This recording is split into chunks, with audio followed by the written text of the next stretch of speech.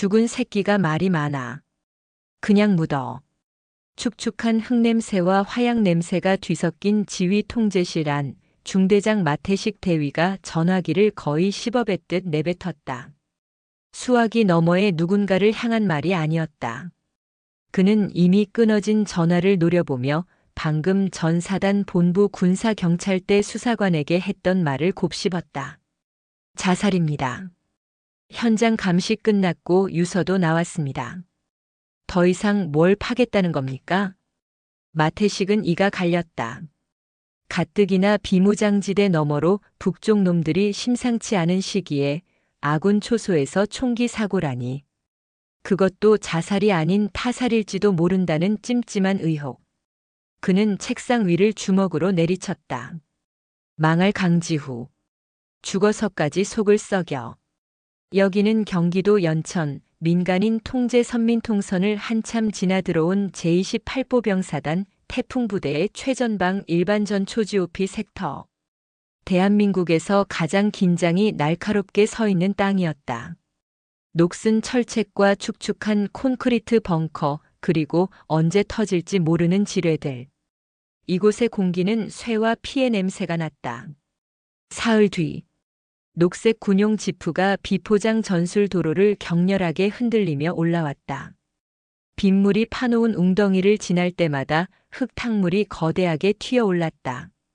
조수석에 앉은 인물의 어깨에 달린 은색 다이아몬드 한 개가 창밖의 희미한 빛에 반짝였다. 신임 소위 서희결이었다. 차량이 거친 제동음과 함께 중대 본부 막사 앞에 섰다. 운전병이 룸미러로 그녀를 힐끗 훔쳐봤다. 깡마른 체구, 핏기 없는 하얀 얼굴, 뿔테 안경 너머로 보이는 눈은 감흥이라곤 없어 보였다. 딱 책상 물림 학군사관 출신의 모습이었다. 내리시지 말입니다. 다 왔습니다. 서희결이 차에서 내렸다. 전투화는 진창에 빠졌고 빗줄기는 사정없이 군복을 적셨다. 그녀는 중대 본부 건물 입구에 걸린 태풍. 하면 된다. 는 낡은 구호판을 올려다봤다. 하면 된다. 그래서 죽였나. 그녀는 입술을 깨물었다. 그녀의 정체는 단순한 신임 장교가 아니었다. 707 특수임무여단 소속 현역 최정예 대테러 요원. 그리고 지금은 군사안보지원 사령부안보사의 비밀 지령을 받고 이곳에 잠입한 수사관이었다. 사망한 강지후 중위.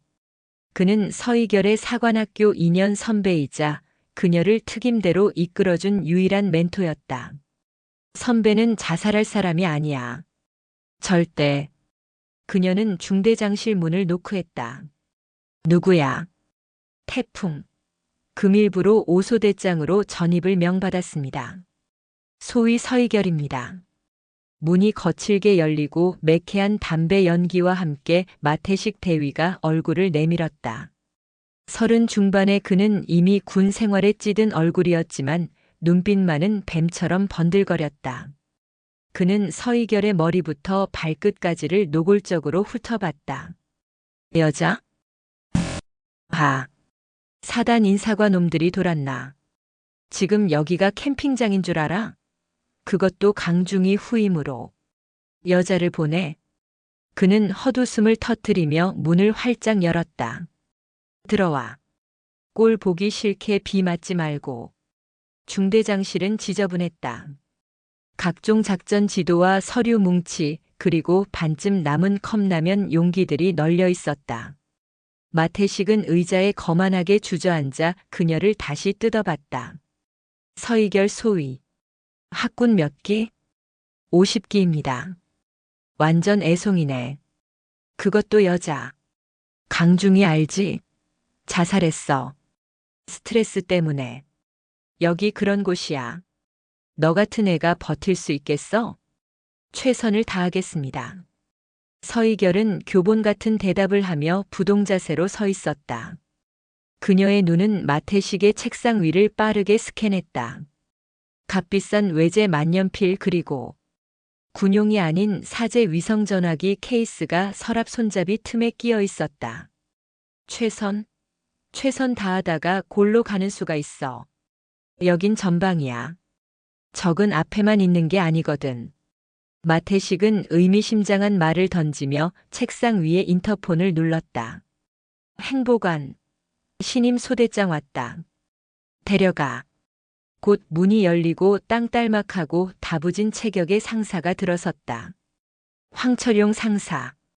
그는 서희결을 보자마자 과장된 미소를 지었다. 아이고 소위님. 반갑습니다. 중대 행정보급관 황철용 상사입니다. 먼 길 오시느라 고생 많으셨습니다. 태풍. 서희결입니다. 아유 딱딱하게. 편하게 하십시오. 방은 준비해뒀습니다. 황철용의 미소는 친절했지만 눈은 웃고 있지 않았다. 그는 마태식과 짧게 눈빛을 교환했다. 서희결은 그 찰나의 순간을 놓치지 않았다. 마태식은 나를 경멸하고 황철용은 나를 관찰한다. 황철용이 그녀를 간부 숙소로 안내했다. 비가 새는지 복도 천장에는 얼룩이 져 있었고 곰팡이 냄새가 진동했다. 여깁니다. 강중희 님이 쓰시던 방인데 깨끗하게 치운다고 치웠습니다만 방문이 열렸다. 1인용 철제 침대, 낡은 책상. 그게 전부였다. 하지만 서희결의 코를 찌른 것은 곰팡내가 아니었다. 아주 희미하게 남은 락스 냄새였다. 누가 청소했습니까? 예. 아. 우리 일병 녀석들이 했습니다. 왜 뭐 문제라도? 아닙니다. 깨끗해서 그렇습니다. 황철용이 묘한 표정으로 그녀를 바라봤다. 소위님. 괜한 말 같지만 여기선 너무 많은 걸 알려고 하면 다칩니다. 강중희 님도 좀 그런 성격이었습니다. 유난히 꼼꼼했달까. 그는 꼼꼼했다는 단어에 힘을 주어 말했다. 명백한 경고였다. 조언 감사합니다, 행보관님. 황철용이 나가고 문이 닫히자마자 서희결의 얼굴에서 어설픈 신임 소위의 표정이 사라졌다. 그녀는 즉시 방을 샅샅이 뒤지기 시작했다. 그녀는 침대 매트리스를 들쳤다. 책상 서랍을 빼내 안쪽을 더듬었다. 천장에 텍스를 밀어 올렸다. 뭔가를 치웠어. 아주 철저하게. 그때였다. 책상 다리 뒤쪽 벽과 맞닿은 아주 작은 틈새. 거무죽죽한 무언가가 끼어 있었다. 손톱으로 긁어내자 그것은 진흙과 피가 엉겨붙어 굳어버린 손목시계의 버클 조각이었다. 강지후의 것이었다. 그가 사관학교 시절부터 차고 다니던 낡은 시계. 현장에서 발견되지 않았다고 했어. 유서는 책상 위에 있었는데 왜 시계는 여기에 처박혀 있지? 서희결은 버클 조각을 주머니 깊숙이 넣었다. 그녀는 창밖을 내다봤다. 비는 그쳤지만 어둠이 짙게 깔린 철책 너머로 수백 개의 붉은 등이 깜빡였다. 지뢰지대의 경고등이었다. 그녀는 소지품 가방 깊숙한 곳에서 위성통신이 가능한 초소형 단말기를 꺼냈다. 안보사 직속 상관에게 보내는 첫 보고였다. 잠입 성공. 현장 오염 심각. 경고 확인함. 수사 개시. 그녀는 강지후가 마지막으로 보낸 음성 메시지를 다시 떠올렸다. 극심한 노이즈 속에서 간신히 알아들은 단 한마디. 서희결. 여긴 지옥이야. 놈들은. 짐승. 황. 메시지는 거기서 끊겼다. 서희결은 버클 조각을 쥔 손에 힘을 주었다. 선배. 누가 선배를 이렇게 만들었는지 내가 반드시 찾아낼게. 그게 짐승이든 악마든. 그녀의 첫날 밤은 그렇게 죽은 자의 흔적과 함께 시작되고 있었다. 서희결이 숙소 방에서 젖은 전투복을 벗었다. 차가운 공기가 땀과 비에 젖은 피부에 소름처럼 달라붙었다. 그녀는 방금 주머니에 넣은 시계 버클 조각을 책상 위에 올려두었다. 핏자국은 락스 냄새에 가려졌지만 굳어버린 진흙은 강지후 중위가 마지막 순간 얼마나 격렬하게 저항했는지를 말해주고 있었다. 그녀는 방금 겪은 일을 복기했다. 중대장 마태식의 노골적인 경멸, 행보관 황철룡의 뱀같은 친절. 황철룡. 강중위의 마지막 음성 메시지. 황철룡이 확실해. 그녀는 가방 깊숙한 곳, 전투 식량 봉투 밑에 숨겨둔 초소형 위성 통신기를 꺼냈다. 안보사 직속 상관, 천무라 불리는 박 실장에게 보내는 단문 보고였다. 현장 도착. 증거인멸 확인. 주모자 황철용 상사 마태식 대위 용의 선상. 사망자 저항 흔적 발견. 자살 위장. 전송 버튼을 누르자마자 밖에서 거친 노크 소리가 들렸다. 서소위. 서희결 소위. 안에 있어? 마태식의 목소리였다. 서희결은 0.1초 만에 통신기를 다시 가방 깊숙이 밀어넣고 젖은 전투복 상의를 급하게 꿰어 입었다. 태풍. 예, 있습니다. 문을 열자 술 냄새가 확 풍겼다. 마태식은 이미 거나하게 취해 있었고 그 뒤로 다른 소대장인 듯한 남자 장교 2명이 낄낄거리며 서 있었다. 뭐해 여태. 신임 소위가 왔으면 중대 간부들한테 신고식 겸 술 한 잔 따라야 하는 거 몰라. 마태식이 비틀거리며 그녀의 어깨를 획 밀치고 방 안으로 들어왔다. 방 꼬라지하고는 여자 방이라 해서 뭐 대단한 게 있을 줄 알았더니 그가 그녀의 침대에 털썩 주저앉았다. 뒤따라 들어온 1소대장 중위과 2소대장 소위 방 안을 동물원 원숭이 보듯 훑쳤다. 우와, 진짜 여자네. 우리 중대에 여자가 다 오고. 야, 서소위. 애인 있냐? 여기 전방 오면 외로울 텐데. 오빠들이 잘해줄게. 이소대장이 희죽거리며 서희결의 팔을 툭 쳤다. 서희결은 주먹을 쥐었다. 707에서 배운 기술이라면 저 3명의 턱과 관절을 부수는데 10초도 걸리지 않는다. 그러나 그녀는 어설픈 신임 소위를 연기해야 했다. 죄송합니다. 씻으려고 했습니다. 씻어? 어쭈. 씻으면 더 예뻐지나? 어디 보자. 마태식이 벌떡 일어나 그녀의 턱을 거칠게 붙잡아 돌렸다. 가까이서 보니까 봐줄만은 하네. 근데 소위, 너 여기 왜 왔어? 응? 인사과에 백이라도 썼냐? 아니면 뭐 높은 양반들 몸이라도 대주고 편한 대로 빠지려다 똥 밟은 거야? 참을 수 없는 모욕이었다. 서희결의 눈빛이 순간 차갑게 가라앉았다. 마태식이 그 눈빛을 봤다. 어쭈 눈깔 봐라. 지금 나 쏘아보는 거냐? 인연이. 그가 손을 들어 올린 순간 황철용 상사가 문틈으로 끼어들었다. 아이쿠 중대장님. 여기서 이러시면 됩니까? 신임 소위님 첫날부터 놀라십니다. 황철용이 특유의 사람 좋은 미소로 마태식의 팔을 붙잡아 내렸다. 서 소위님도 참. 부르시면 얼른 나오시지. 중대장님이 신임 간부 환영회 해주시려고 저녁 식사 자리 마련하셨습니다. 마태식은 씩씩거리며 서희결을 노려봤다. 황 상사. 당신은 인연이 방금. 에이 아닙니다. 소위님이 긴장해서 그렇습니다. 그죠 서 소위님? 황철용이 서희결에게 강압적인 눈웃음을 보냈다. 얼른 준비하고 나오세요. 중대장님 속상하시지 않게. 예쁜 여군이 술도 좀 따라드리고 그래야 부대 분위기가 살지 않겠습니까? 그들의 환영회라는 것은 중대 본부 옆 간부 식당을 빙자한 술판이었다.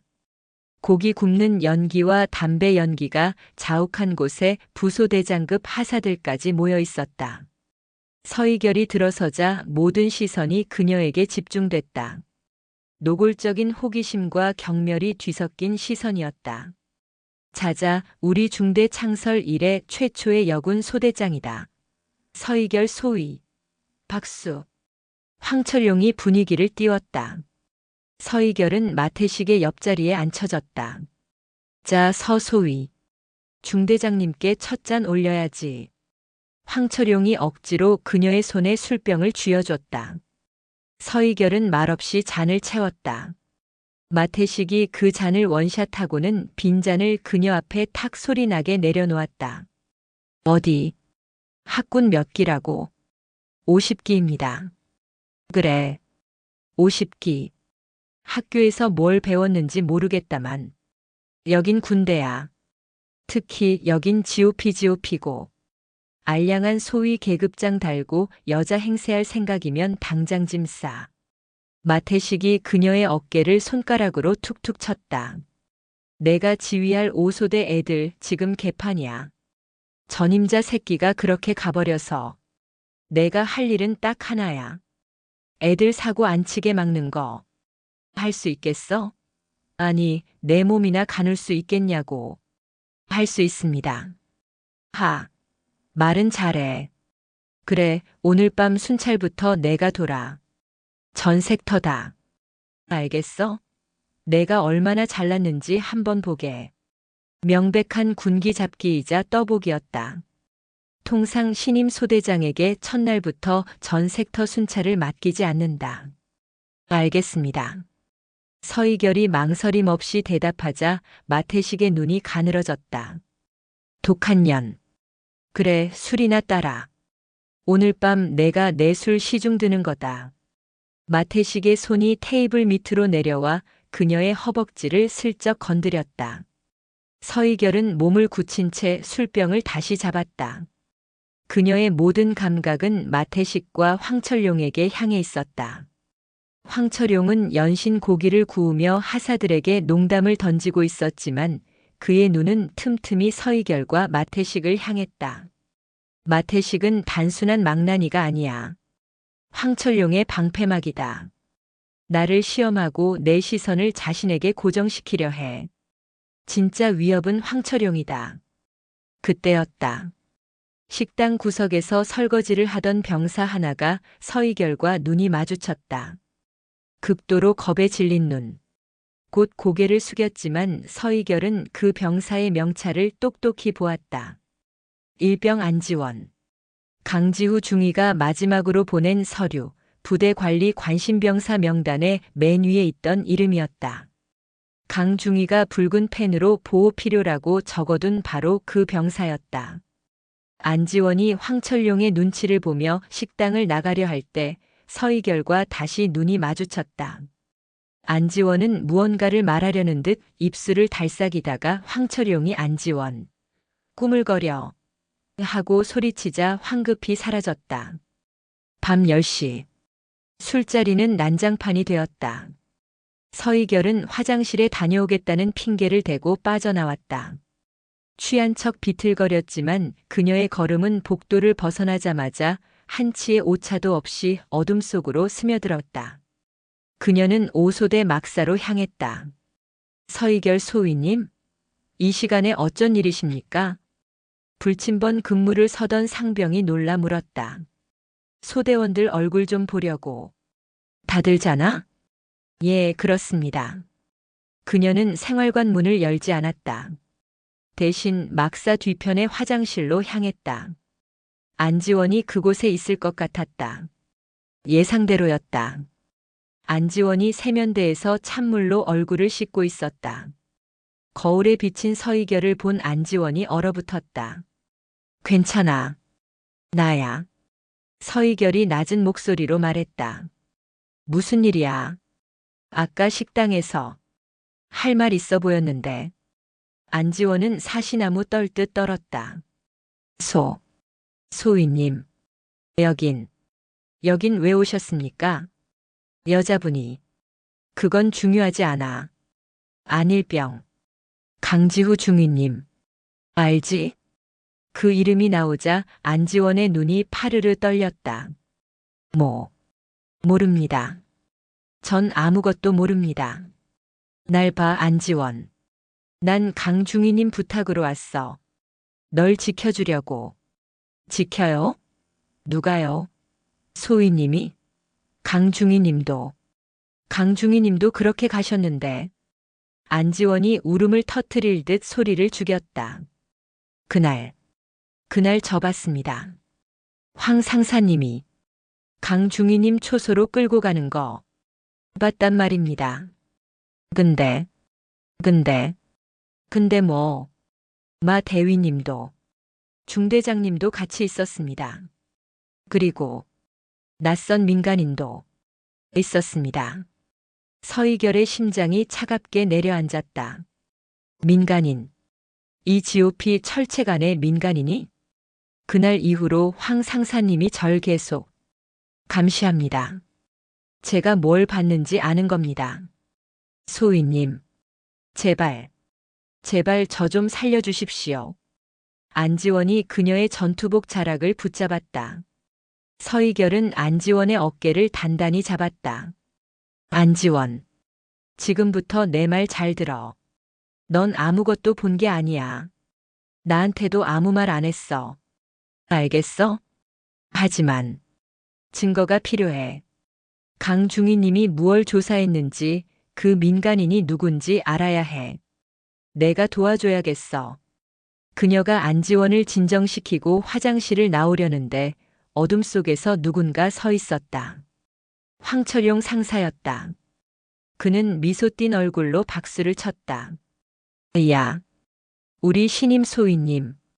부임 첫날부터 아주 바쁘시네.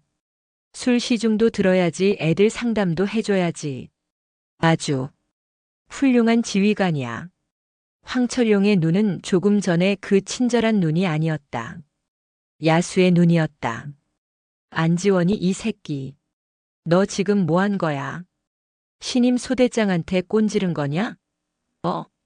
아닙니다. 그냥 배가 아파서. 시끄러워. 황철용이 안지원의 뺨을 무섭게 후려쳤다. 안지원이 바닥에 나뒹굴었다. 소위님, 이건 우리 부대 방식입니다. 애들은 패야 말을 듣습니다. 특히 저런 관심병사 새끼는. 서희결이 안지원의 앞을 막아섰다. 행보관님, 병사에게 손대지 마십시오. 지휘 계통상 제 소대원입니다. 지휘 계통? 황철용이 서희결의 얼굴 바로 앞까지 다가왔다. 소위, 내가 뭘 믿고 나한테 기어오르는지 모르겠는데. 계급장? 그거 종이장이야. 여긴 나 황철용이가 법이야. 강지후 그 새끼도 그걸 몰랐지. 그가 대놓고 본색을 드러냈다.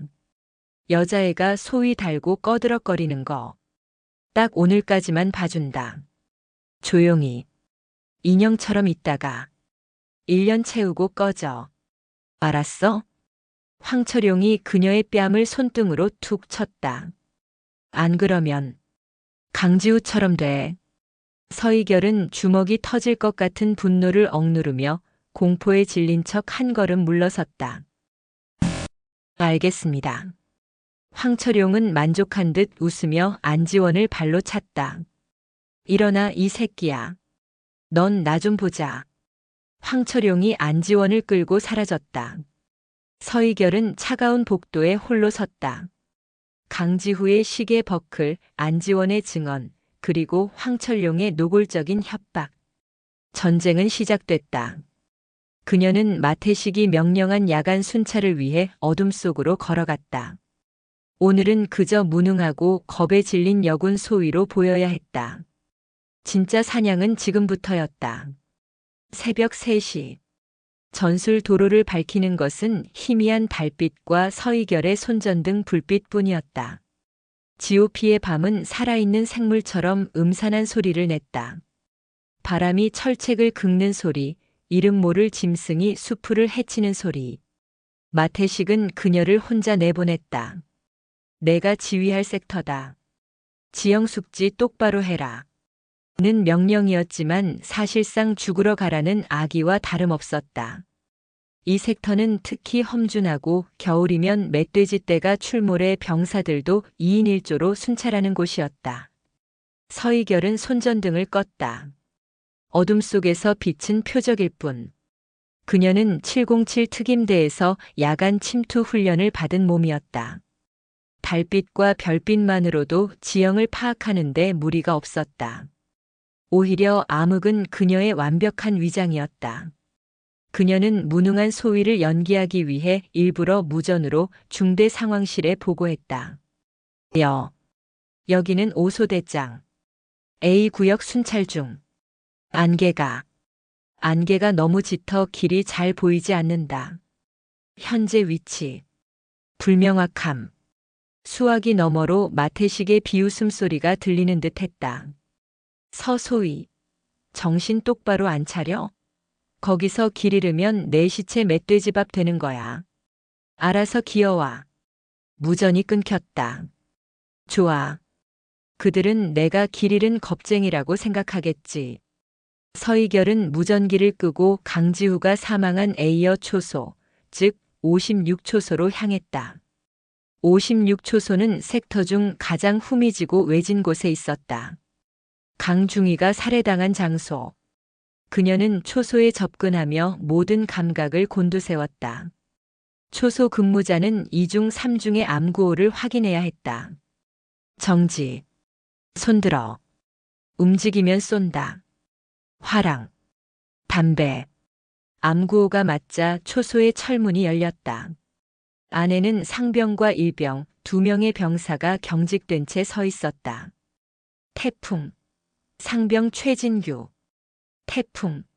일병 박도준. 근무 중 이상 없나? 예, 없습니다. 서희결은 초소 내부를 훑어봤다. 강중희가 쓰러졌을 바닥은 너무나 깨끗했다. 락스 냄새는 빠졌지만 대신 진한 기름 냄새가 났다. 여기 총기 수입 청소 자주 하나? 기름 냄새가 심한데. 최 상병이 당황한 기색을 애써 감추며 대답했다. 아, 예. 황 상사님께서 특히 56초소는 청결을 강조하셔서 매일 총기 기름으로 바닥까지 닦고 있습니다. 미쳤군. 바닥을 총기 기름으로 닦아? 락스 냄새를 지우고 혹시 모를 혈흔 반응까지 막으려는 수작이다. 서희결은 박일병에게 물었다. 박일병. 근무 서기 힘들지 않나? 이 초소. 안 무서워? 예. 아닙니다. 박일병의 눈이 불안하게 떨렸다. 서희결은 일부러 더 연약한 목소리를 냈다. 사실 나는 좀 무서워서. 강중희님 일도 있고. 여기서 뭐 이상한 거 못 봤나? 헛것이라도. 최 상병이 끼어들었다. 소희님. 그런 말씀하시면 근무자들 사기만 떨어집니다. 강중희님은 그냥 자살하신 겁니다. 단호한 말투였다. 황철용의 사람이거나 혹은 겁먹은 자였다. 서희결은 초소 관측창으로 밖을 내다보는 척하며 주머니 속에 소형 녹음기를 켰다. 최상병. 그날 강중희님 마지막으로 본 게 누군가. 그걸 저희가 어찌합니까? 그래도 그날 근무자가 있었을 텐데. 최상병이 입을 다물었다. 그때 박일병이 작은 목소리로 말했다. 그날 근무는 원래 저희 조가 아니었습니다. 갑자기 황 상사님 지시로 근무가 바뀌었습니다. 원래는 안지원 일병 조였습니다. 안지원. 또 안지원이다. 황철용은 일부러 안지원을 그날 근무에서 뺐다. 목격자를 만들지 않기 위해. 서희결은 더 캐묻지 않았다. 그래. 근무 잘 서라. 그녀는 초소를 나왔다. 그녀는 순찰로를 따라 걷는 척하다가 감시 카메라의 사각지대로 몸을 숨겼다. 그리고 곧장 산비탈을 타고 내려갔다. 그녀의 목적지는 강지우가 남긴 음성 메시지에 언급된 황과 연관될 만한 장소. 바로 황철용이 관리하는 폐탄약고였다. 폐탄약고는 주둔지에서 한참 떨어진 숲속에 있었다. 현재는 사용하지 않아 지도에도 위험물 저장 소폐기로만 표기된 곳이었다. 자물쇠는 최신형이었고 주변에는 사람의 발자국이 선명했다. 서희결은 특수 제작된 만능 열쇠와 이어 핑을 꺼내 몇 번 움직이자 자물쇠가 소리 없이 열렸다. 탄약고 내부는 서늘했다. 그리고 비어있지 않았다. 군용 박스가 아니었다. 정체불명의 검은색 하드 케이스 수십 개가 쌓여 있었다. 그녀가 케이스 하나를 열었다. 이럴 수가. 안에 든 것은 군용 야간 투시경, 최신형 조준경, 그리고 통신 감청 장비였다. 미군 US 마크가 찍힌 것도 있었다. 부대 물자를 빼돌린 게 아니었어. 외부에서 반입한 거야. 여길 거점으로 밀매를 한 거다. 강지훈은 이걸 발견한 것이다. 그때였다. 탄약고 밖에서 지프 차량 소리가 들렸다. 서희결은 즉시 케이스를 닫고 가장 깊은 어둠 속 박스 더미 뒤로 몸을 숨겼다. 문이 열리고 손전등 불빛과 함께 황철용이 들어왔다. 이런 씨. 마 대위 이 새끼 술을 얼마나 처먹인 거야. 그는 혼자가 아니었다. 마태식이 비틀거리며 따라 들어왔다. 황 상사. 진짜 괜찮은 거 맞아? 그 여자. 서희결인가 뭔가. 눈빛이 좀 쎄하던데. 쎄하긴 뭐가 쎄해. 그냥 독한 년이야. 여자들 중에 그런 년들 꼭 있지. 지가 뭐라도 되는 줄 아는 년. 중대장님. 황철용이 마태식의 뺨을 툭툭 쳤다. 술게. 내일 모레 손님 오시기로 했어. 이번 물건값 제대로 받아야 하니까 정신 차리라고. 손님? 또 북쪽 놈들이야? 마태식의 말에 서희결은 숨을 삼켰다. 북쪽? 설마. 황철용이 희죽거렸다. 북쪽이든 남쪽이든 돈만 주면 장땡이지. 강지후 그 새끼도 그것 때문에 그런 거야. 이적 행위니 뭐니. 가짜는 애국심에 불타서. 그래서 내가 대가리를 날려버렸지. 그가 자랑하듯 말했다. 근데 마 대위. 당신. 그 여자한테 너무 티내는 거 아냐? 성희롱하고 갈구는 건 좋은데. 그러다 그년이 진짜 빡 돌아서 사단에 찔러버리면 어쩌려고. 하. 찔러? 찔러보라 그래. 누가 믿어주는데? 신임 여군 소위가 상관의 성희롱을 견디다 못해 무고했다. 딱 이 그림이야. 그리고 윗선에 다 우리 사람 깔려있는 거 몰라? 대대장님도. 쉿. 황철용이 마태식의 입을 막았다. 대대장님 함부로 입에 올리지 마. 아무튼 그 여자는 내가 알아서 구워 삶을 테니까 중대장님은 하던 대로 해. 적당히 갈구고 적당히 만져주고. 겁에 질린 암캐처럼 헥헥거리게 만들라고. 알았어? 알았어. 알았다고. 아, 근데 안지원이 그 새끼. 진짜 입 다문 거 맞겠지? 내가 오늘 밤 아주 조져놨어. 내일 의무대 보낼 거니까 당분간은 짖지도 못할 거야. 서희결은 모든 것을 들었다. 자백이었다. 강지후 살해, 무기 밀매, 심지어 북한과의 연계 가능성. 그리고 이 모든 것의 정점에 대대장이 있었다. 그녀는 녹음기가 이 모든 대화를 담았기를 바라며 숨을 죽였다.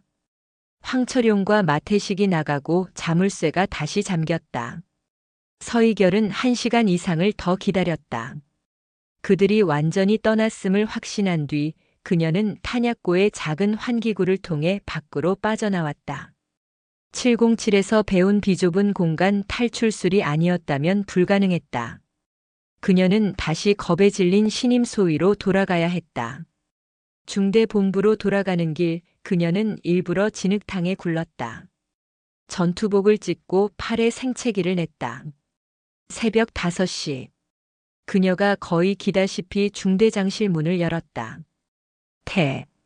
태풍, 소대장, 순찰 복귀, 보고 드립니다. 밤을 새운 듯한 마태식 술이 깬 척 연기하느니 그녀를 보고 혀를 찼다. 꼴 좀 봐라. 이게 지휘관이야 고란이야? 순찰 하나 제대로 못 돌아서 이 지경이냐? 어, 죄송합니다. 길이 너무 어두워서 넘어졌습니다. 마태식이 그녀에게 다가와 찢어진 전투복 어깨 부분을 움켜쥐었다. 소위, 내가 여기서 할 수 있는 건 아무것도 없어. 알겠냐? 그의 손이 그녀의 어깨를 지나 목덜미를 슬쩍 쓸었다. 그냥 얌전히 있어. 그럼 험한 일 안 당할 테니까. 서희결은 공포에 질린 표정으로 고개를 끄덕였다. 마태식, 황철용, 그리고 대대장. 너희는 지금 지옥행 열차에 올라탔어. 다음 날 아침 부대는 발칵 뒤집혔다. 안지원 일병이 사라졌다. 탈영이다. 마태식 대위가 상황실 책상을 주먹으로 내리치며 고함을 질렀다. 황 상사, 당장 수색조 편성해. 이 새끼 철책 넘기 전에 잡아야 해. 서희결은 간부 비상 소집에 불려나와 가장 구석에서 이 모든 소동을 지켜봤다. 탈영? 아니야. 황철용이 어젯밤 안지원을 조졌다고 했어. 이건 탈영이 아니라 제거다. 황철용이 능숙하게 상황을 지휘했다. 1소대, 2소대는 주둔지 후방 야산. 3소대, 4소대는 민통선 검문소 방면. 그리고 그가 서희결을 돌아봤다. 서소위, 당신은 의무대랑 간부 숙소 주변이나 뒤져. 혹시 어디 처박혀서 약 먹었을지도 모르니까. 수색에서조차 그녀를 철저히 배제하고 무시하는 처사였다. 알겠습니다. 서희결은 오히려 그것을 기회로 삼았다. 모두가 탈영병 수색에 혈안이 된 지금이야말로 안지원의 흔적을 찾을 절호의 기회였다. 그녀는 의무대를 훑어보는 척하다가 5소대 생활관으로 향했다. 안지원의 관물대. 자물쇠는 잠겨 있었다. 하지만 어젯밤 황철용에게 끌려간 병사가 관물대를 잠글 여유가 있었을까? 누군가 잠갔다. 황철용이다. 서희결은 다시 한번 와이어 픽을 꺼냈다. 자물쇠가 열리고 안을 뒤졌다. 평범한 군복, 전투화, 세면도구. 하지만 매트리스 및 아주 깊숙한 곳에 손가락 한마디만 한 쪽지가 숨겨져 있었다. 만약 내가 사라지면 56초소 세 번째 철조망. 강중희님. 안지원의 필체였다. 그는 자신의 신변에 위험이 생길 것을 직감하고 마지막 단서를 남긴 것이다. 강지후 중위와 연관된 단서. 56초소 세 번째 철조망. 서소희. 거기서 뭐해? 어느새 황철용이 그녀 뒤에 서 있었다. 그의 눈은 살기로 번뜩였다. 탈영병 새끼 물건 뒤져서 뭐 나오나? 아니면 뭐 훔칠 거라도 있어? 노골적인 모욕이었다. 서희결은 쪽지를 손바닥 안에 감추며 일어섰다. 아닙니다. 혹시 유서라도 남겼을까봐. 유서? 황철용이 코웃음을 쳤다. 그 새끼가 유서 쓸 대가리가 됐으면 진작에 관심병사 딱지 뗐지. 비켜. 여긴 내가 확인한다. 그가 서희결을 밀치고 관물대를 직접 뒤지기 시작했다. 이미 쪽지는 내가 가졌어. 황철용. 서희결은 황철용의 감시를 받으며 생활관을 나왔다. 안지원을 찾아야 해. 그리고 56초소로 가야 한다. 수색 작업은 소득 없이 오후까지 이어졌다. 마태식은 이성을 잃은 듯 고함을 질러댔다. 이 새끼 진짜 철책 넘은 거 아니야? 야, 서소희. 갑자기 그가 서희결을 불렀다. 너 어제 그 새끼랑 붙어 먹었지. 너한테 뭐라던? 탈영할 거라고 징징대던? 아닙니다. 그냥 부대 적응이 힘들다고만 했습니다. 힘들다고. 그걸 그냥 듣고만 있었어? 그러니까 애가 도망을 치지. 이래서 여군 새끼들은 안 된다는 거야. 공감? 위로. 그딴 건 내 애인한테나 해. 군대에선 조인트 까고 욕을 박아야 정신 차린다고. 마태식이 서희결의 가슴팍을 손가락으로 세게 밀쳤다. 내가 그 새끼 타령 방조한 거야, 알아?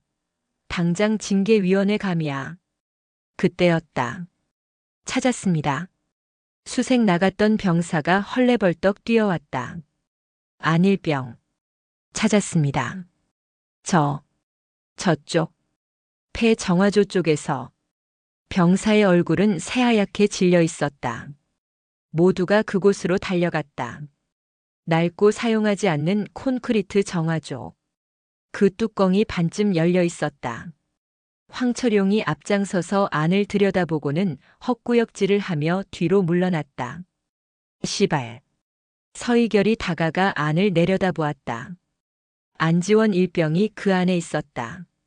싸늘한 시신이 되어 목에는 군용 대검이 깊게 박혀 있었다. 손에는 자신의 K2 소총이 들려 있었다. 자살로 위장했어. 어젯밤에 죽이고 오늘 타령으로 위장한 뒤 이제야 자살로 발견되게 한 거다. 마태식이 경악한 얼굴로 소리쳤다. 에이, 이 새끼. 결국 자살했잖아. 강지우처럼. 망할. 그의 연기는 완벽했다. 황철용은 한 발 물러서서 담배에 불을 붙였다. 그의 손이 미세하게 떨리는 것을 서희결은 놓치지 않았다. 살인을 저지르고도 태어난 척하지만 계획이 틀어진 건가? 아니면 첫 번째 살인 강지후는 계획적이었지만 두 번째 안지원은 우발적이었나? 서희결은 시신을 뚫어져라 바라봤다. 안지원의 오른손이 소총을 쥐고 있었다. 하지만 서희결은 기억했다. 안지원은 왼손잡이였다. 식당에서 식판을 들 때, 화장실에서 세수를 할 때 왼손잡이가 오른손으로 자신을 찔렀다. 그것도 목을? 명백한 타살의 증거였다. 다들 비켜. 현장 보존해.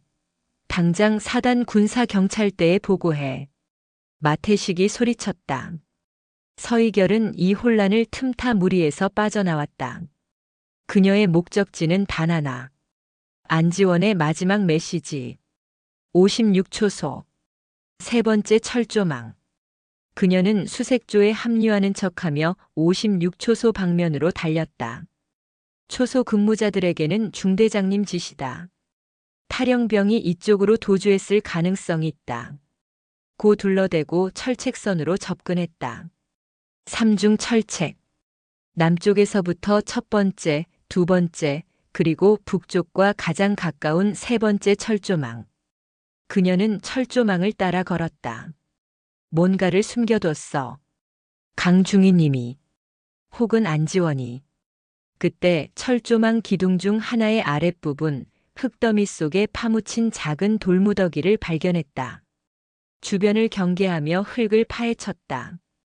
비닐에 꽁꽁 싸맨 작은 물체가 나왔다. 강지후 중위의 군번줄. 그리고 USB. 강지후가 남긴 진짜 증거였다. 서희결이 그것을 집어드는 순간 거기서 뭐 하나 서소위. 등 뒤에서 목소리가 들렸다. 마태식도 황철용도 아니었다. 그들의 윗선. 태풍주라 불렸던 자. 대대장 오치연 중령이었다. 그는 부드러운 미소를 짓고 있었지만 그 눈은 방금 안지원의 시신을 봤을 때보다 더 차가웠다. 신임 소대장이. 너무 호기심이 많으면 곤란한데. 그 손에 든 게 뭐지? 오치연의 뒤로 완전 무장한 대대 직할 수색대원 2명이 총구를 서희결에게 겨누고 있었다. 함정이었다. 안지원의 죽음은 이 함정을 파기 위한 미끼였다. 황철용과 마태식조차 몰랐을 대대장이 직접 설계한 덫. 그건 강중희 님이 잃어버린 물건 같아서 보고 드리려 했습니다. 서희결은 USB를 손에 쥔 채 천천히 일어섰다. 보고? 오치연이 웃었다. 좋아. 나한테 직접 보고하지. 이리 내놔. 죄송하지만 이건 군사경찰대에 직접 인계해야 할 것 같습니다. 하. 오치연의 미소가 사라졌다. 서희결 소위. 아니, 안보사 서희결 중사. 맞나? 서희결의 심장이 멎는 듯 했다. 정체가 발각되었다. 내가 강지후 그 새끼가 심어놓은 보험이었군. 707 출신 엘리트가 학군 소위로 위장 잠입이라. 재밌는 쇼였어. 오치연이 손을 까닥했다. 잡아. 난 죽이진 마. 북쪽 손님들한테 아주 좋은 선물이 될 테니까. 수색대원들이 그녀에게 달려드는 순간 서희결은 더 이상 어설픈 소위를 연기하지 않았다. 그녀는 USB를 삼켰다. 그리고 몸을 낮추며 가장 가까운 대원의 총을 잡아챘다. 지금부터 전쟁이다. 오치연 중령의 잡아라는 명령은 서희결의 예상을 벗어나지 않았다. 하지만 북쪽 손님들한테 좋은 선물이 될 것이라는 말은 그녀의 뼛속까지 얼어붙게 했다. 이것은 단순한 군납 비리나 무기 밀매가 아니었다. 명백한 이적 행위, 즉 반역이었다. 그녀가 이동식 저장 장치 USB를 삼키는 것을 본 오치연의 눈이 경악으로 물들었다. 전현희. 그 찰나의 순간. 서희결은 더 이상 학군단 소위가 아니었다.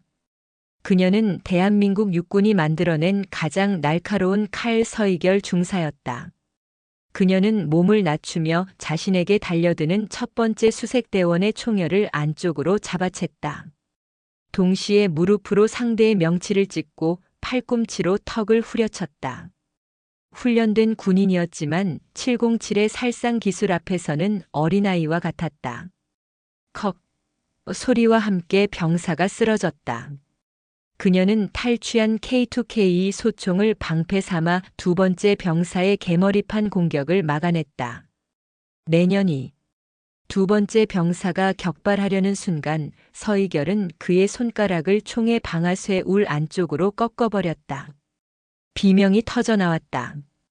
그녀는 그 병사를 오치연 쪽으로 밀어붙이고 총을 든 채 칠흑 같은 숲속 가장 가파른 능선 아래로 몸을 던졌다. 젠장. 놓쳤다. 오치연이 쓰러진 병사에게 권총을 발사했다. 탕. 비명소리가 멎었다. 증거인멸이었다. 대대장님. 시끄러워. 전 중대, 아니, 전 대대 비상. 오치연이 무전기를 집어들었다. 그의 목소리는 분노로 떨렸지만 내용은 지독히도 냉정했다. 전파한다. 여기는 태풍 주대대장. 금일 0시 30분 부로 오소대장 서희결 소위가 안지원 일병 사망 충격으로 인한 급성 외상 후 스트레스 장애, 즉 정신 이상 증세를 보이며 총기를 탈영했다. 완벽한 시나리오였다. 사단 군사경찰대가 현장에 도착했을 때 서희결은 이미 미쳐버린 여군 장교가 되어 있을 터였다. 서 소위는 현재 실탄을 보유하고 있으며 아군과 적군을 구분하지 못하는 상태다. 전 대대원은 즉시 방탄모와 방탄복을 착용 2인 1조로 수색조를 편성한다. 서 소위 발견 즉시 생포한다. 다시 한번 전파한다. 반드시 생포한다. 교전은 불허한다. 생포. 그 단어의 의미를 서희결은 알았다. 자신을 산채로 잡아 저 북쪽 손님에게 넘기거나 혹은 자신이 삼킨 이동식 저장 장치를 꺼내기 위함이었다. 어쩌면 둘 다일 수도. 서희결은 통신 참호교통호를 따라 미친 듯이 달렸다. 빗물과 흙이 뒤섞여 발목까지 빠지는 진창이었다. 그녀의 몸속 위장 안에는 강지후와 안지원의 목숨값이 들어있었다. 그것은 딱딱하고 차가운 이물감으로 그녀의 존재를 옥죄었다. 보고해야 해. 어떻게든. 박 실장님께. 천무에게. 하지만 모든 통신망은 오치연의 소나귀에 있었다. 대대 전술망은 이미 감청되고 있을 터. 그녀가 가진 것은 방금 탈취한 총 한 자루와 실탄 30발이 든 탄창 하나뿐이었다. 거기서 멀리서 손전등 불빛과 함께 고함 소리가 들렸다. 수색조가 벌써 깔린 것이다. 서희결은 몸을 숨길 곳을 찾았다. 그녀는 순찰로를 돌며 봐두었던 한국 전쟁 때 사용되었으나 지금은 지도에도 나오지 않는 폐쇄된 방공호를 떠올렸다.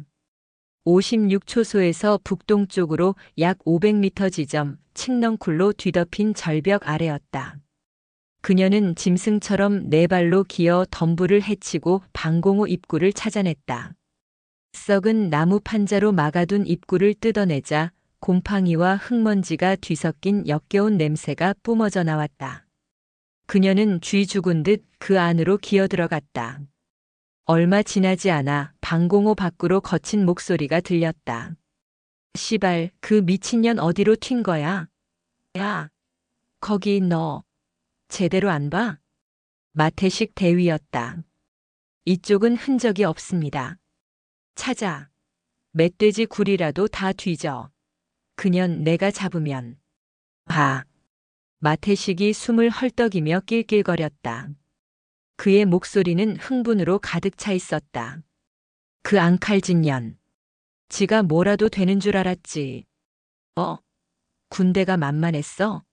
가슴팍 좀 흔들면서 소위 행세하면 다 되는 줄 알았나. 내가 오늘 아주 제대로 군기를 잡아주마. 그의 저열한 말들이 흙벽을 뚫고 서희결의 귀에 박혔다. 서희결은 총을 그어쥔 손에 힘을 주었다.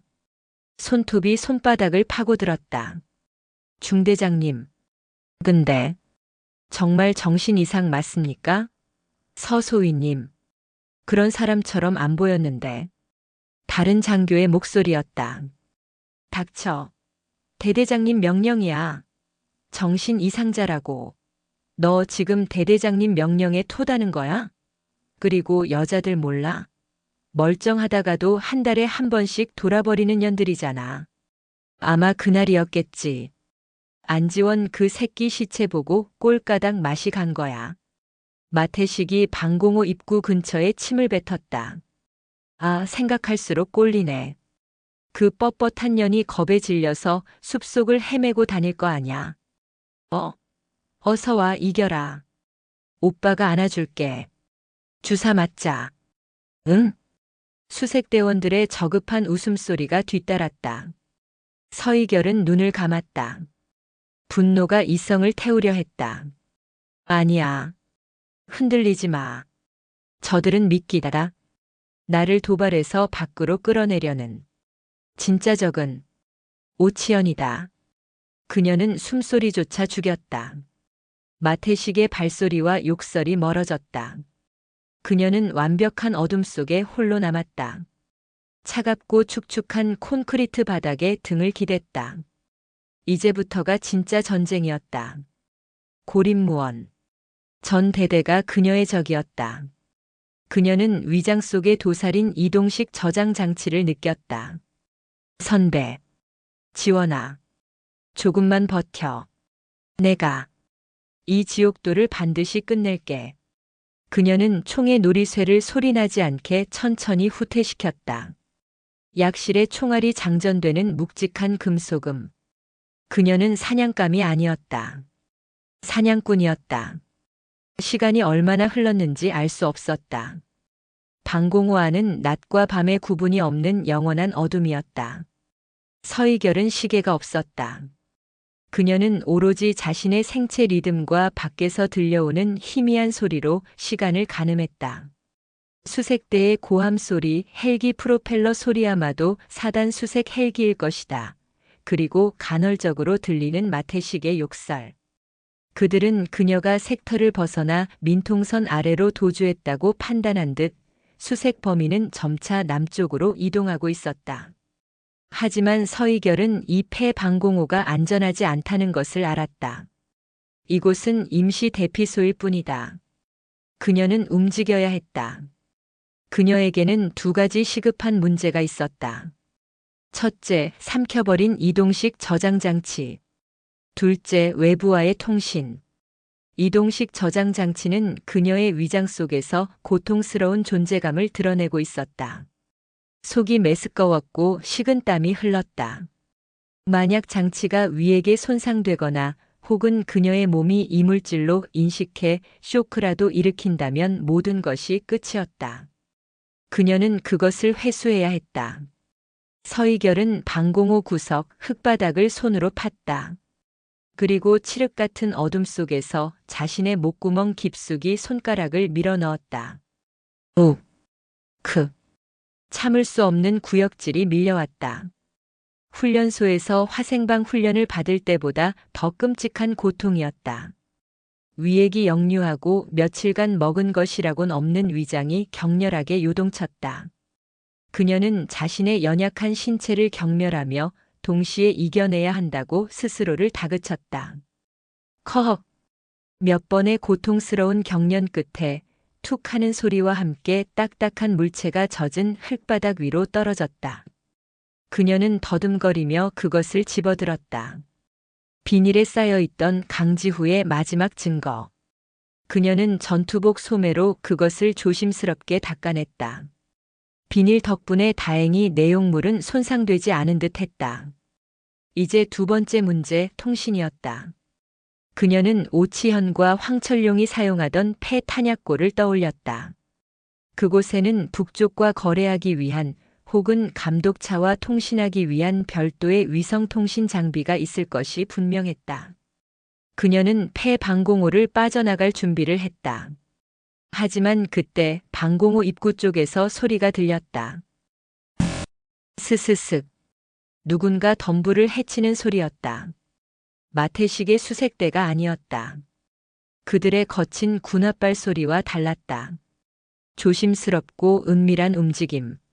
서희결은 총을 겨누고 숨을 죽였다. 설마 황철용인가? 아니면 오치연의 직속부하? 입구를 막고 있던 썩은 나무 판자가 조용히 밀려났다. 희미한 달빛을 등지고 한 인형이 들어섰다. 총을 든 병사였다. 그는 서희결을 발견하지 못하고 방공호 안쪽으로 천천히 들어왔다. 탈영병을 찾는 수색대 같지는 않았다. 누구야? 서희결이 낮은 목소리로 말했다. 병사가 화들짝 놀라며 돌아섰다. 으악! 소위님? 서희결은 그 병사의 얼굴을 알아봤다. 5소대 소속 최진규 상병. 56초소에서 만났던 황철룡의 지시로 바닥을 총기름으로 닦는다던 바로 그 병사였다. 최 상병. 내가 여길 어떻게 해? 최진규는 겁에 질린 얼굴로 총을 내렸다. 소위님, 미치신 거 아니었습니까? 누가 그래? 마 대위가? 아니면 황 상사가? 모두가 그렇게 말합니다. 서 소위님이 안일병 죽는 거 보고 충격받아서 총 들고 도망쳤다고. 넌 그걸 믿어? 최진규는 입술을 깨물었다. 저는 안일병이 자살했다고 생각 안 합니다. 그의 목소리가 떨렸다. 강중희 님도 마찬가지입니다. 서희결은 경계 태세를 풀지 않았다. 이것은 오치연이 파놓은 또 다른 함정일 수 있었다. 그녀를 안심시키기 위해 보낸 미끼. 왜 그렇게 생각하지? 강중희님 돌아가시던 날, 저는 비번이었습니다. 하지만 황 상사님이 갑자기 저를 불러서 56초소 주변 철책을 보수하라고 했습니다. 야간에 폭우가 쏟아지는데도 말입니다. 그리고 안일병 대신 박일병을 근무에 투입시켰습니다. 최진규가 울먹였다. 그날 밤 저는 봤습니다. 황 상사님이랑 마 대위님이 강중희님 초소로 가는 것을요. 그리고 대대장님 차량도 그 근처에 서 있었습니다. 그는 모든 것을 알고 있었다. 안지원이 그랬던 것처럼. 그런데 왜 이제 와서 나한테 말하는 거지? 날 잡으러 온 게 아니었어? 잡으러 왔습니다. 마 대위님 명령으로 이 구역을 수색 중이었습니다. 하지만 전 소위님을 잡을 생각이 없습니다. 최진규가 자신의 전투조끼 주머니에서 무언가를 꺼내 서희결에게 던졌다. 그녀가 받아들었다. 초콜릿바 하나와 작은 무전기였다. 그건 소대 전술망이 아니라 제가 몰래 구한 민간용 무전기입니다. 주파수 맞춰놨습니다. 대대 통신망에 감청 안 됩니다. 왜? 날 돕는 거지. 강중희님은 제게 잘해주셨습니다. 제가 입대 전에 사고를 쳐서 어머니가 합의금 때문에 힘들어 하실 때 강중희님이 자기 월급을 털어서 말없이 도와주셨습니다. 그의 눈에서 눈물이 흘렀다. 그런 분이 자살할 리 없습니다. 그리고 안일병. 그 착한 녀석을 그렇게 만든 놈들을 용서할 수 없습니다. 소위님이 미친 게 아니란 거 압니다. 소위님만이 이 부대를 구할 수 있습니다. 서희결은 최진규의 눈을 바라봤다. 공포에 질려 있었지만 거짓은 없었다. 이 지옥에서 만난 첫 번째 그리고 유일한 아군이었다. 최상병. 위험한 일이다. 내가 날 도운 걸 알면 황 상사는 널 안지원처럼 만들 거야. 상관없습니다. 어차피 저도 곧 죽일 겁니다. 제가 그날 밤 뭘 봤는지 황 상사는 알고 있습니다. 그가 절 계속 감시했습니다. 오늘 이수색도 사실은 절 감시하기 위해 저를 데리고 온 겁니다. 최진규가 밖을 힐끗 보았다. 시간 없습니다. 소위님, 저쪽에서 마 대위님이 부릅니다. 이걸 어떻게든 쓰십시오. 최상병. 하나만 더. 서희결이 그를 붙잡았다. 폐탄약고. 황 상사가 관리하는 곳. 그곳에 접근할 방법이 있나? 폐탄약고 말씀이십니까? 거긴 황 상사님하고 대대장님 직속 부하들만 들어갑니다. 하지만 제가 야간 경계 근무 때 봤습니다.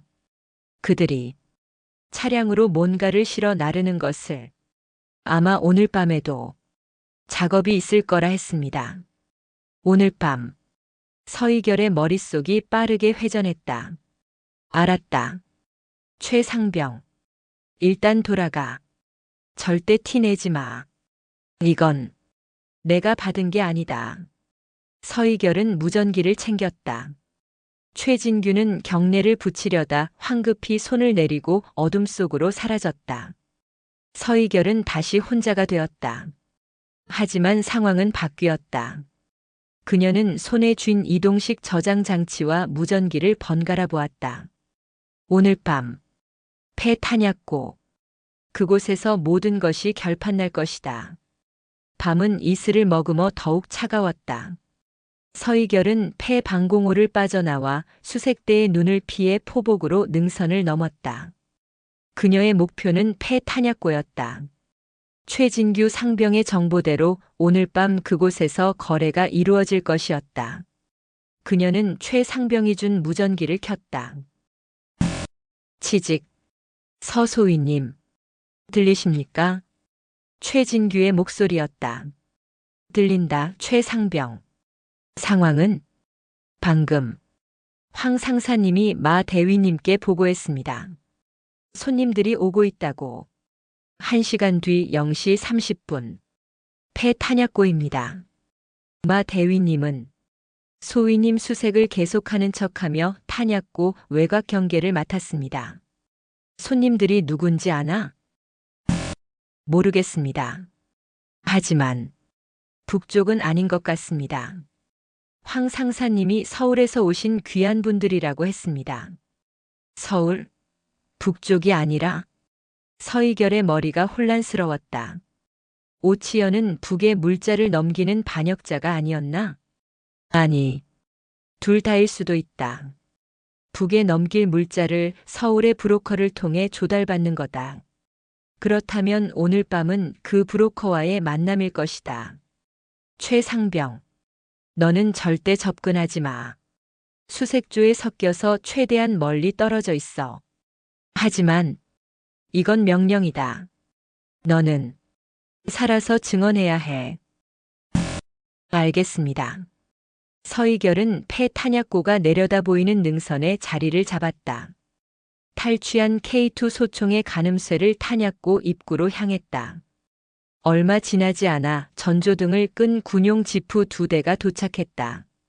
황철용 상사와 오치연 중령이 내렸다. 그들은 완전 무장을 하고 있었다. 그리고 곧이어 군용 차량이 아닌 검은색 민간용 승합차가 조용히 들어왔다. 이 GOP 철책 안으로 민간 차량이 들어온 것이다. 이것만으로도 오치연의 권력이 대대장 수준을 넘어선다는 증거였다. 승합차에서 양복을 입은 남자 2명이 내렸다. 한 명은 오만해 보이는 중년이었고 다른 한 명은 그를 경호하는 듯한 날카로운 인상의 젊은 남자였다. 오 중령. 이번엔 좀 늦었군. 중년 남자가 불쾌한 듯 말했다. 죄송합니다, 차 이사님. 부대 내에 광견이 한 마리 풀려서 처리하느라 늦었습니다. 오치연이 깍듯하게 고개를 숙였다. 차 이사? 서희결은 그 호칭을 기억했다. 그 광견 때문에 우리 일에 차질이 생기면 곤란해. 알지? 북쪽 동무들이 이번 물건을 아주 급하게 찾고 있어. 자금은 준비됐으니 물건부터 봅시다. 물론입니다.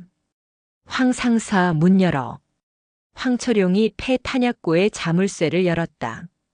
그들이 안으로 들어갔다. 서희결은 망설였다. 지금 덮쳐야 하나? 아니, 증거가 부족해.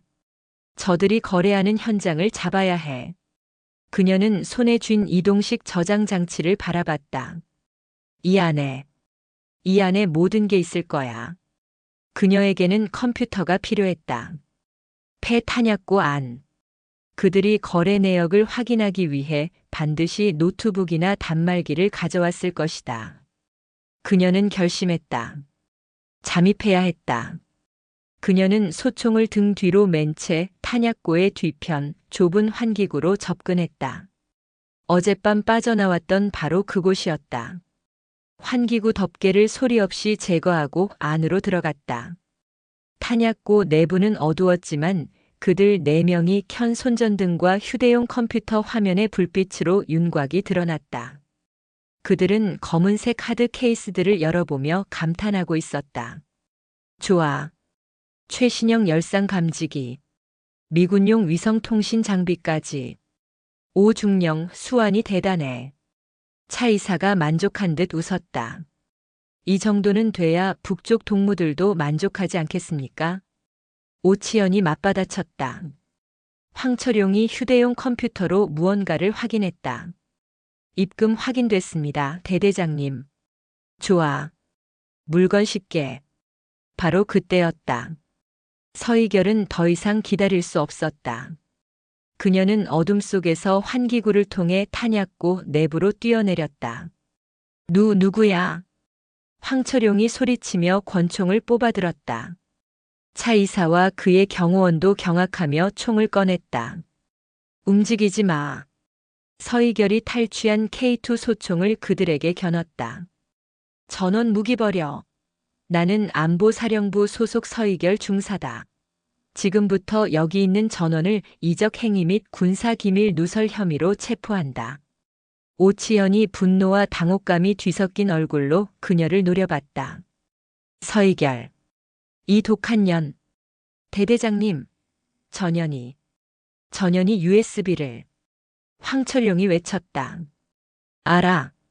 오치연이 차이사에게 속삭였다. 이사님, 전현이 증거를 삼켰습니다. 전현을 잡아야 합니다. 차 이사의 경호원이 망설임 없이 서희결에게 총을 발사했다. 탕! 서희결은 몸을 날려 케이스 더미 뒤로 숨었다. 총알이 콘크리트 벽을 튀겼다. 황 상사, 마 대위한테 연락해. 당장 여기로 오라고 해. 전현 여기서 죽인다. 오치연이 고함치며 엄폐했다. 순식간에 탄약고 내부는 총격 전장이 되었다. 서희결은 절대적으로 불리했다. 1대4. 게다가 밖에서는 마태식의 수색대가 몰려올 터였다. 그녀는 케이스 더미 뒤에서 이동식 저장 장치를 꺼내 들었다. 기회는 지금뿐이다. 그녀는 황철용이 버려두고 간 휴대용 컴퓨터를 향해 몸을 날렸다. 전현희. 총알이 그녀의 팔을 스쳤다. 격통이 몰려왔지만 그녀는 컴퓨터를 움켜쥐고 다시 엄폐했다. 이동식 저장 장치를 컴퓨터에 꽂았다. 암호 입력. 젠장. 암호. 서희결은 강지후의 얼굴을 떠올렸다. 선배. 선배라면 뭘로 했겠어? 그녀는 강지후의 군번을 입력했다. 실패. 그녀의 생일을 입력했다. 실패. 찾았다. 저기 있다. 황철용이 총을 난사했다. 생각해. 강지후.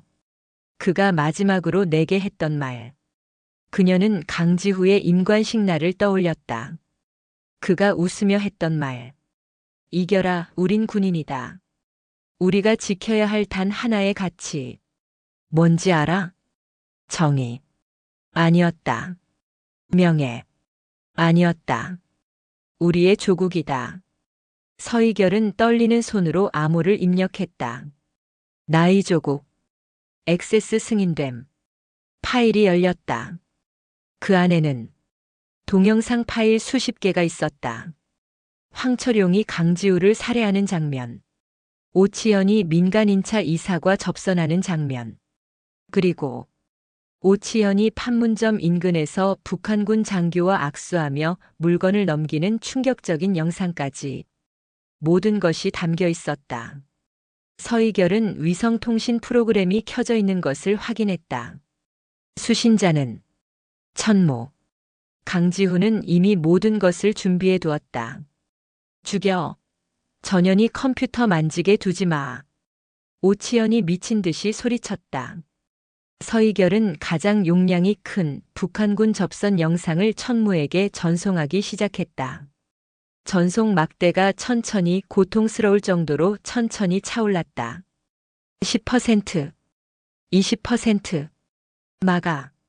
황철용과 경호원이 그녀를 향해 동시에 사격했다. 서희결은 총을 쏘며 응전했다. 버텨야 해. 버텨야 해.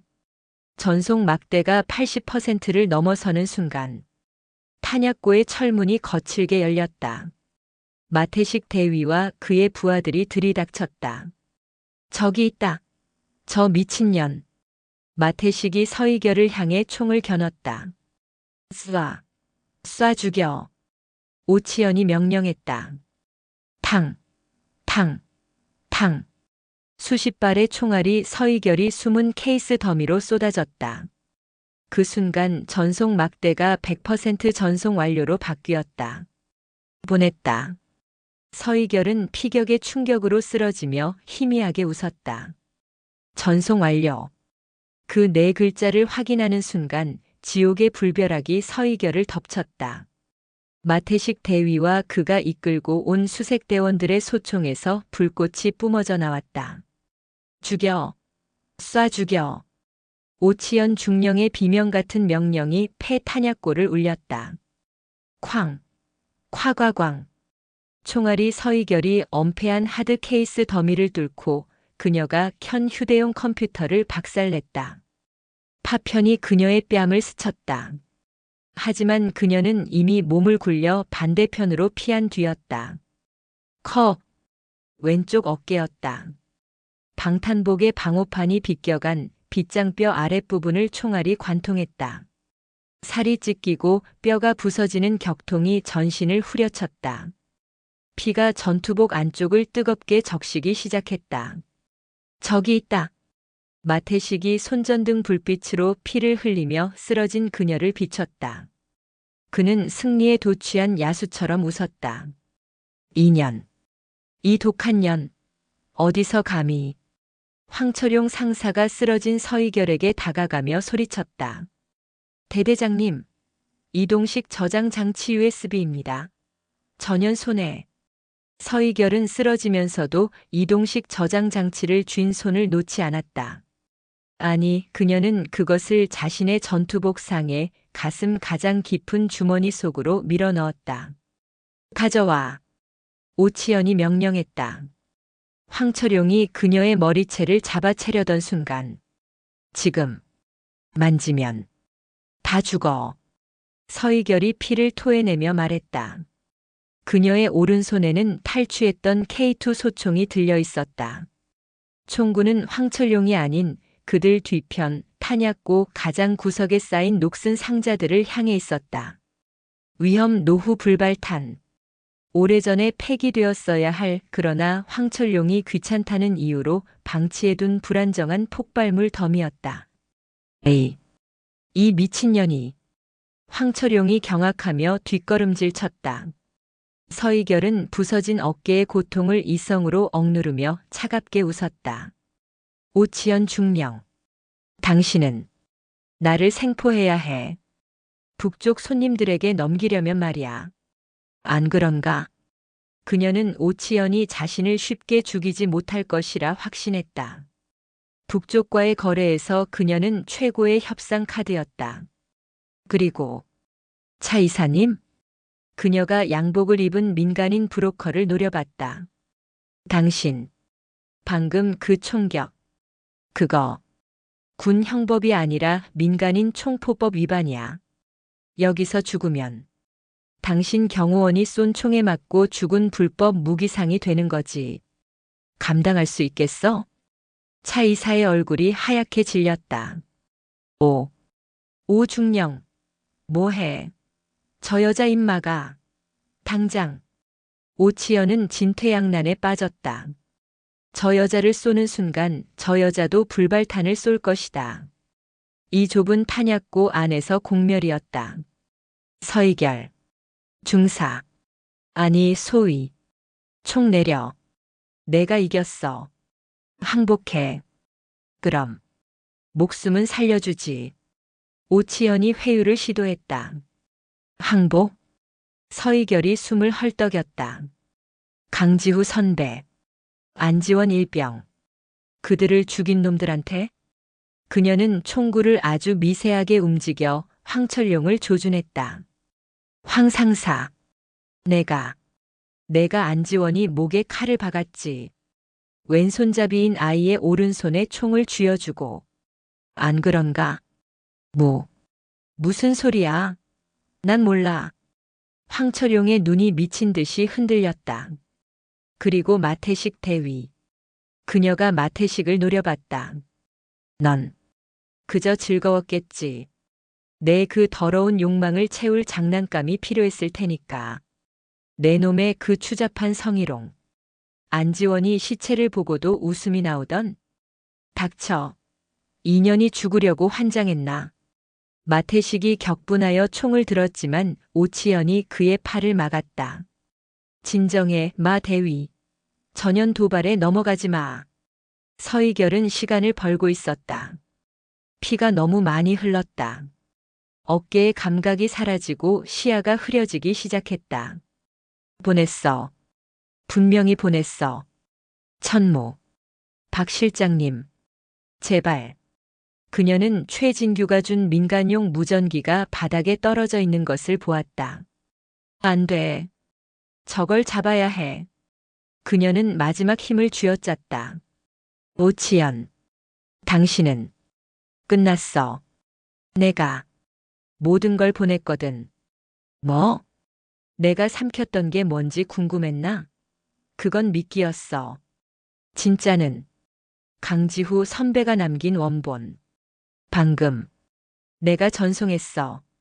당신이 북한군 장교와 악수하는 그 더러운 영상. 지금쯤 안보사 본청 서버에 도착했을 거야. 오치연의 얼굴에서 핏기가 사라졌다. 그가 그토록 냉정하게 유지하던 포커 페이스가 무너져 내렸다. 거짓말 마. 이 철책 안에서. 어떻게. 그러게. 어떻게 보냈을까? 서희결이 웃었다. 그 순간 그녀는 소총을 쥐지 않은 손으로 바닥을 기어 무전기를 움켜쥐었다. 그리고 그녀는 불발탄 더미를 향해 방아쇠를 당겼다. 안 돼. 오치현과 황철용, 마태식이 비명을 질렀다. 쾅! 폐 탄약고가 무너져 내렸다. 노후화된 폭발물이 연쇄적으로 폭발하며 콘크리트 건물을 안에서부터 찢어발겼다. 거대한 화염과 검은 연기가 연천의 밤하늘을 붉게 물들였다. 폭발의 충격이 수킬로미터 밖 철책까지 뒤흔들었다. 마태식과 수색대원들은 폭발의 직격탄을 맞고 형체도 없이 사라졌다. 황철용은 무너지는 천장 구조물에 깔려 끔찍한 비명을 질렀다. 차 이사와 그의 경호원은 입구 근처에 있다가 폭풍에 휘말려 밖으로 튕겨나갔다. 서희결은 방아쇠를 당김과 동시에 두꺼운 하드 케이스 더미 뒤 가장 깊숙한 곳으로 몸을 던졌다. 폭발의 열기와 충격파가 그녀의 등을 덮쳤다. 부서진 어깨의 고통보다 더 거대한 충격이 그녀의 의식을 잠식했다. 강지후 선배, 안지원, 이걸로 된 건가요? 그녀는 손에 쥔 무전기의 송신 버튼을 누른 채 의식을 잃었다. 무전기 너머로 그녀의 마지막 숨소리와 함께 지옥 같은 폭발음이 송신되었다. 치직, 크. 무전기에서 들려오는 것은 고통스러운 숨소리와 지옥 같은 폭발음뿐이었다. 서중사, 서희결, 응답하라. 서울 용산구 삼각동, 안보사령부 지하벙커.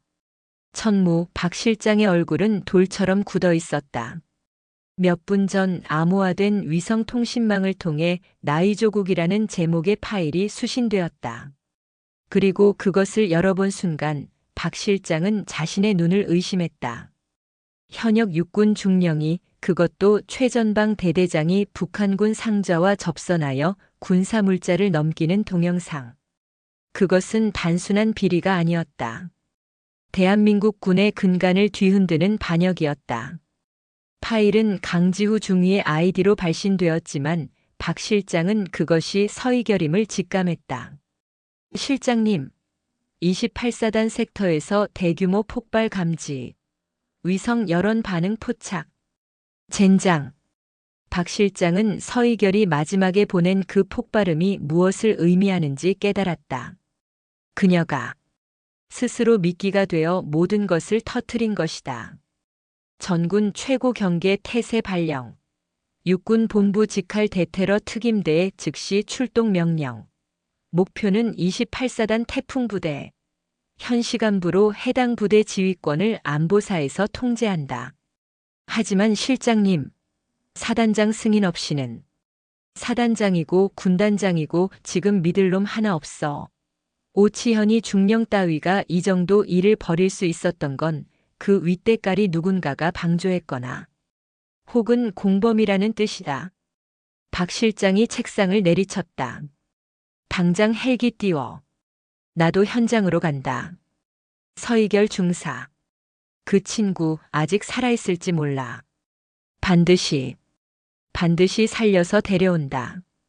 연천 GOP 섹터는 아비규환이 되었다. 폐 탄약고는 거대한 화염에 휩싸여 주저앉았다. 살아남은 병사들은 이게 북한군의 포격인지 아군의 오폭인지 구분하지 못한 채 비명을 지르며 흩어졌다. 황철용 상사가 무너진 콘크리트 더미 밑에서 기어나왔다.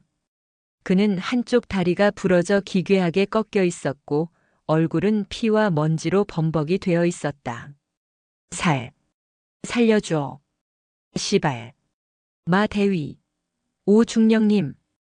그의 눈에 들어온 것은 불타는 잔해뿐이었다. 마태식은 흔적도 없었다. 시끄러워, 이 버러지 새끼야. 차가운 목소리가 들렸다. 오치현 중령이었다. 그는 기적적으로 폭발의 중심에서 벗어나 있었다. 그는 차 이사와 경호원을 버리고 서희결이 뛰어들기 직전 탄약고 뒤편의 배수로로 몸을 피했던 것이다. 그는 권총을 든 채 절뚝거리며 황철용에게 다가왔다. 네. 대대장님. 살려주십시오. 다리가. 황 상사. 넌 너무 많은 걸 알지. 그리고 너무 시끄러워. 예? 무슨, 탕. 오치연은 망설임 없이 황철룡의 이마에 총을 쐈다. 황철룡의 눈이 마지막 경악을 담은 채 뜨여 있었다. 이제 그년 차례다. 오치연은 불타는 탄약고 자네를 노려봤다. 서이결, 내가 모든 걸 보냈다고 했지. 하지만 내가 죽으면 그 증거는 정신 나간 여군의 조작이 된다. 내가 그렇게 만들 거니까. 그는 부러진 다리를 질질 끌며 튕겨나간 차 이사에게 다가갔다. 차 이사는 머리에서 피를 흘리며 기절해 있었다. 오치연은 차 이사의 주머니에서 위성 전화기를 꺼냈다. 그리고 단축 번호를 눌렀다. 나다. 그래, 오치연이다. 일이 틀어졌다. 보험이 필요해. 그래. 지금 당장 북쪽 동무들에게 연락해. 지금이 기회라고. 그는 미친 듯이 웃었다. 이 섹터를 통째로 날려버릴 거다. 북한군 도발로 위장해서 이 모든 증거와 증인들을 싹 다.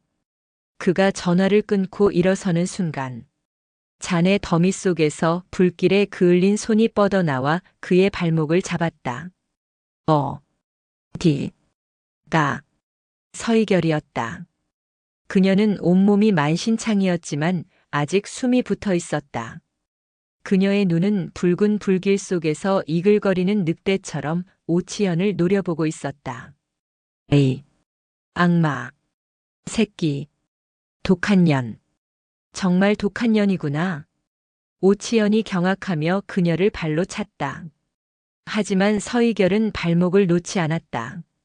그녀는 손에 쥔 이동식 저장 장치를 피 묻은 전투복 상의에 달린 수류탄 고리에 걸었다.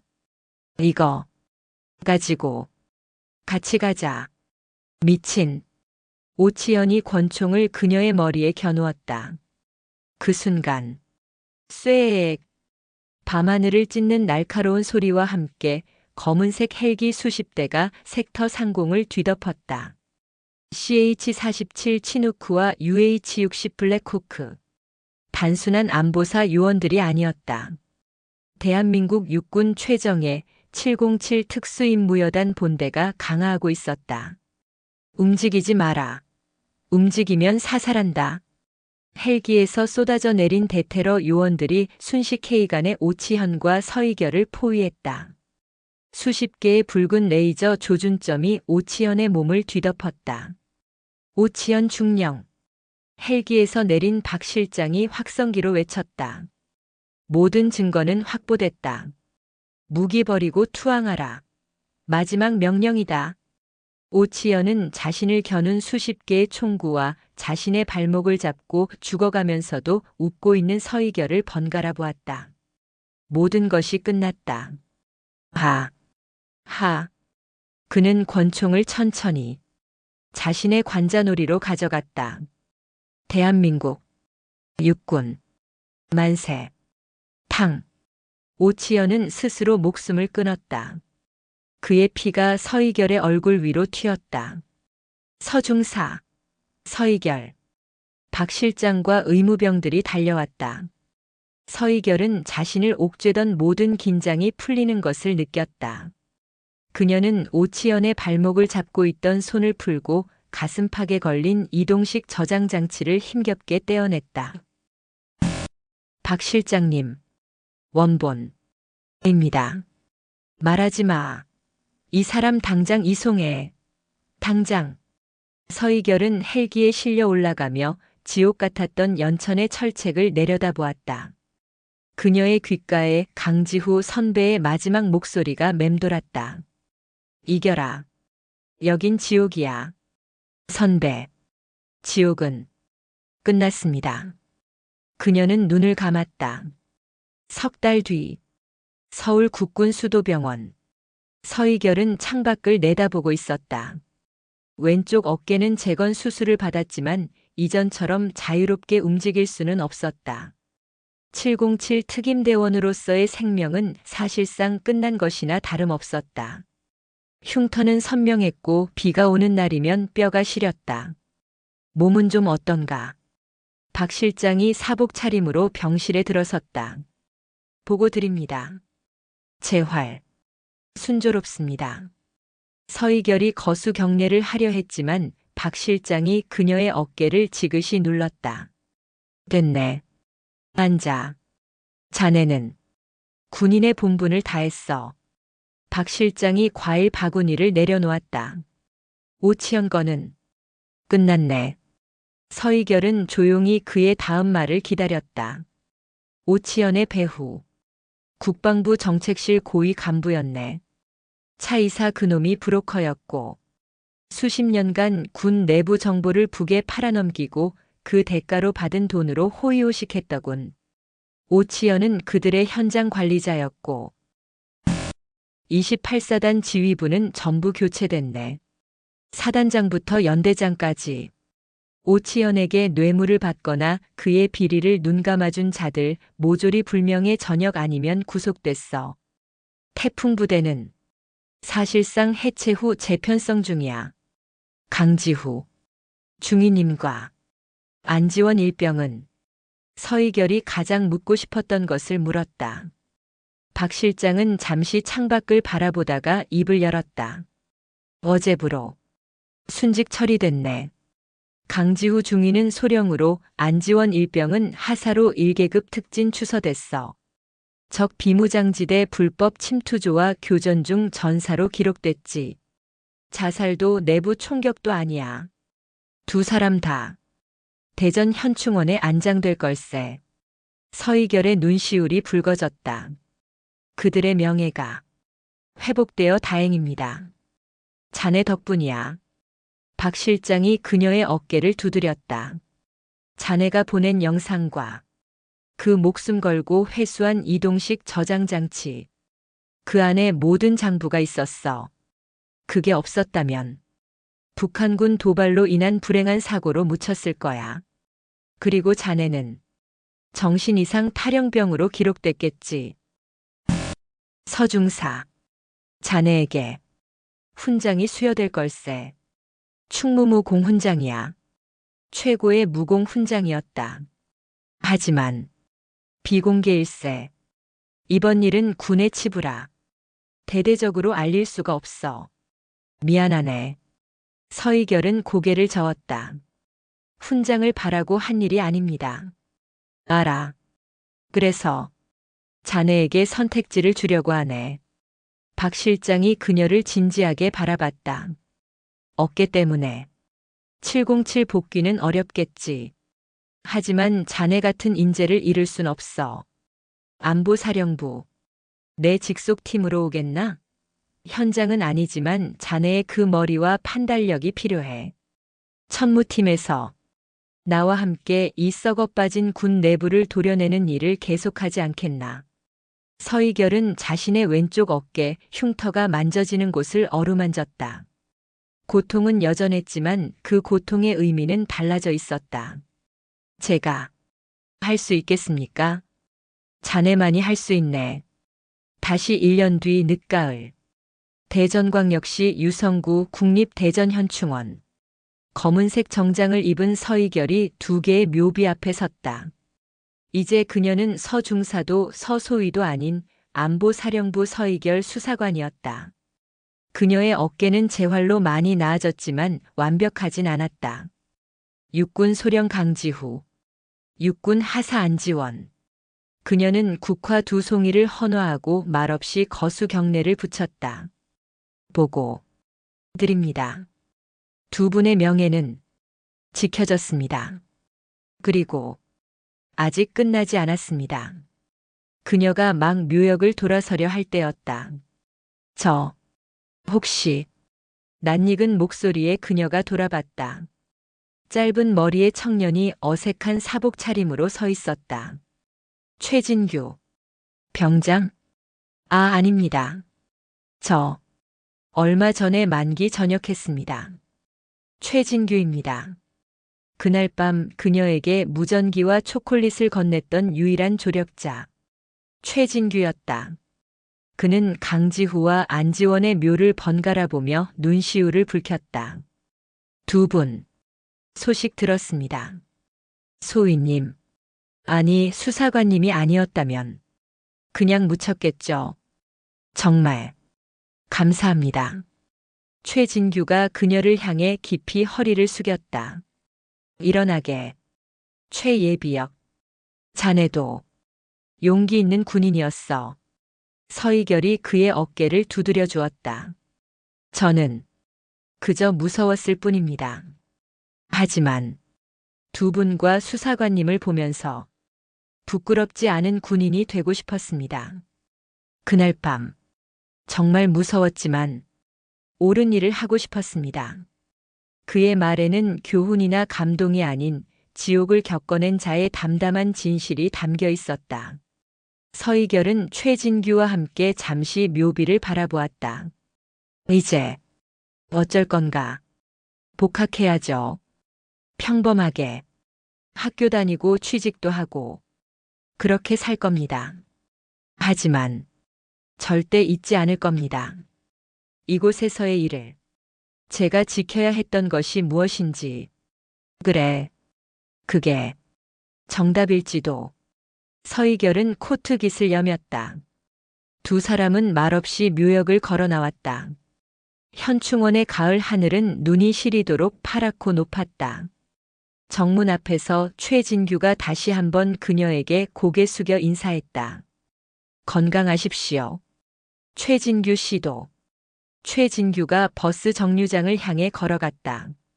평범한 23 청년의 뒷모습이었다. 서희결은 그가 인파 속으로 사라지는 것을 지켜보다가 자신의 차에 올라탔다. 그녀는 운전석 거울에 비친 자신의 모습을 보았다. 여전히 창백하고 흉터는 남았지만 그날 밤 GOP에서 울부짖던 짐승의 눈빛은 사라져 있었다. 대신 그보다 더 깊고 차가운 강철의 의지가 자리 잡고 있었다. 그녀는 시동을 걸었다. 박 실장에게서 새로운 임무 파일이 막 도착해 있었다. 천모, 서희결, 임무, 게시합니다. 그녀의 전쟁은 아직 끝나지 않았다. 강철의 땅, 대한민국을 지키기 위한 그녀의 사투는 이제부터가 진짜 시작이었다.